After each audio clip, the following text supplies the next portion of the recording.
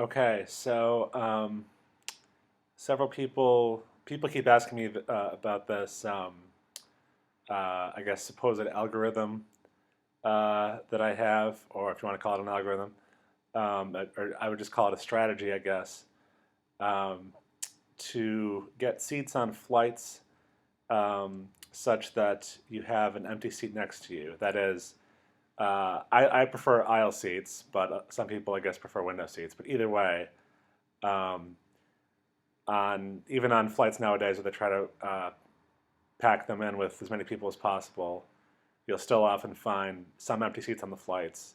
And so the question is there some pattern or strategy that you can follow to make sure that you have an empty seat next to you? Because then that gives you more room to spread out. You feel less cramped. You can stretch your legs out more, etc. And so I definitely think the answer is yes. You can game the system to get empty seats next to you. And so they're basically two pieces to the strategy. So one of them is to pick seats close to the back of the plane. Okay, I should actually say before I go delve into this further, this is all supposing that that you that you have a seat map available to you, which I think is pretty common on most airlines nowadays. That you can either pick the seats online and you get a seat map, and you can see in the seat map um, which seats are available and which are not.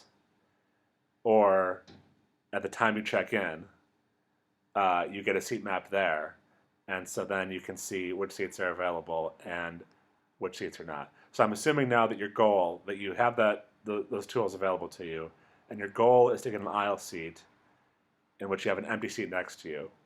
Okay, and so as I was starting to say, um, one piece of this is to sit towards the back of the plane. So find an aisle seat um, that is near the back of the plane that has an empty seat next to it, in the hopes that by the time other people have picked their seats, that seat is not the seat, adjacent seat has not been filled in by somebody else.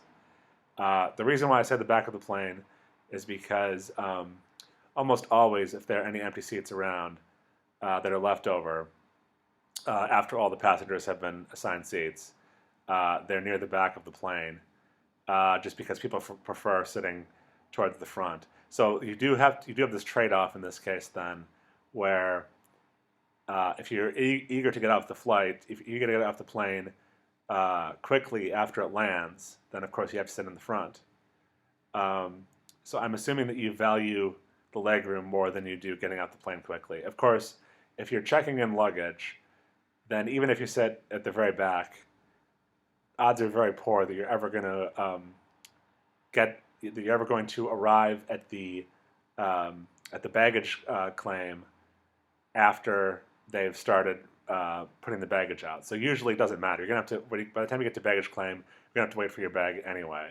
There might be some airports, I guess, that are so poorly designed that the bags will already be out by the time you get there, because it takes you so long to get to the baggage claim. But usually that doesn't happen. I guess if you have a tight connection, you might want to not sit towards the back because you need the time. You need to be able to get off the plane quickly to catch your connection.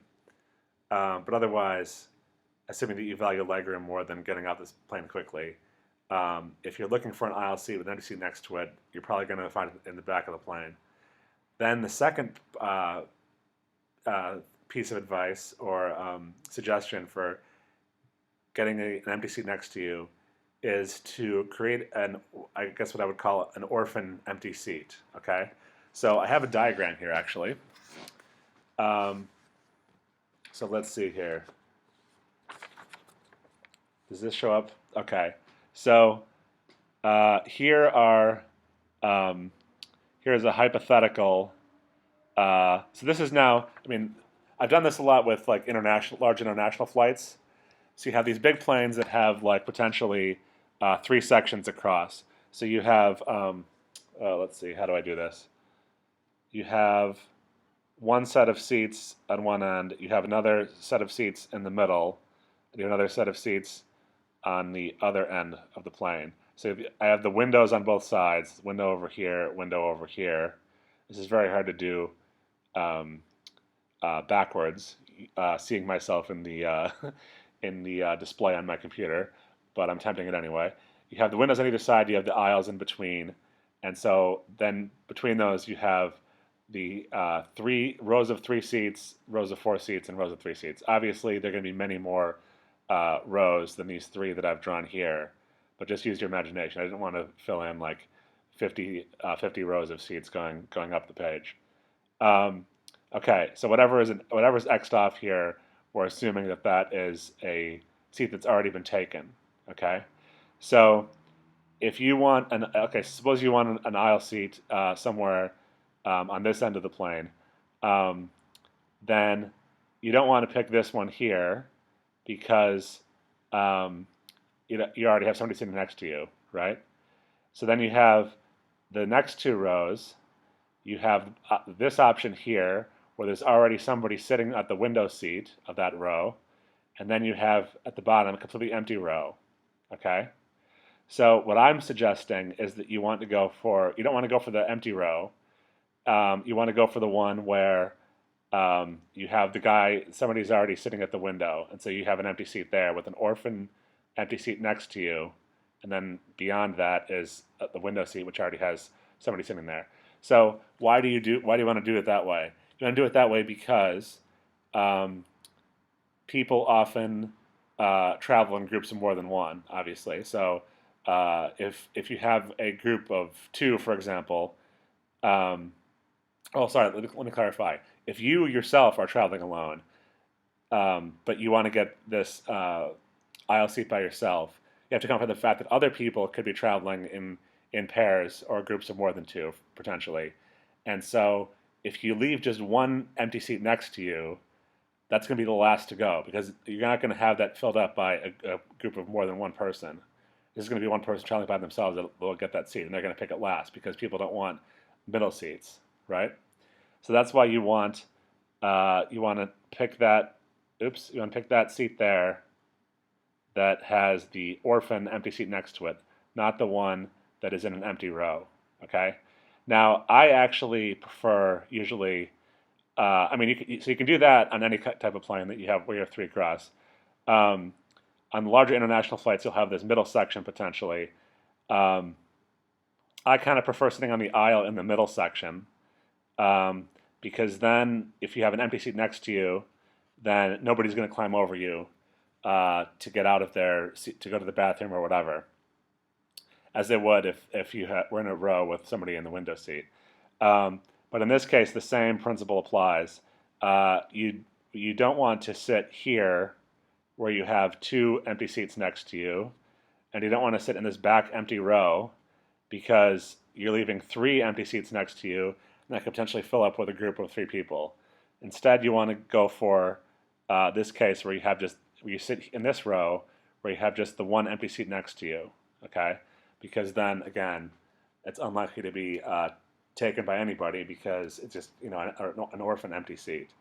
Now, of course, if you were traveling with somebody else, if you're in a group of two, then you might want to pick these two seats here, this row, that one and that one, because then again you're creating an orphan empty seat there, and so again that's unlikely to be taken by anybody else.